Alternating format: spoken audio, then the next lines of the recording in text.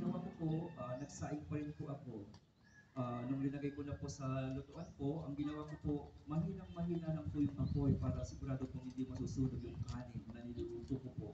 Pagka sindi po ng ano po, linagay ko na po doon, pumasok po ako sa kwarto. At pagpasok ko po sa kwarto, alam niyo na po, Father, lagi po ako nagtitiktok, nagpo-post po ako ng mga TikTok po sa ano ko sa aking TikTok account, TikTok po ako ng TikTok, Father. Ayun po, Father, biglang nangamoy yung buong bahay po namin. Amoy sunog. Laking gulat ko po, yung kanin na niluluto ko, ayun po, naging popcorn. Nangitim na po, hindi na po makain. Ayun po yung pinag-awayan po namin. Buhat po noon, isang linggo na po akong hindi pinakausap ng asawa ko po. Kasi po, nawili po ako sa pagtitiktok, nalito po ako. Kung magtitiktok ba ako o magluluto, yung focus ko po, luto dapat. Kasi po, napunta sa pagtitiktok, ayun po, hindi po kami nag-dinner nung gabi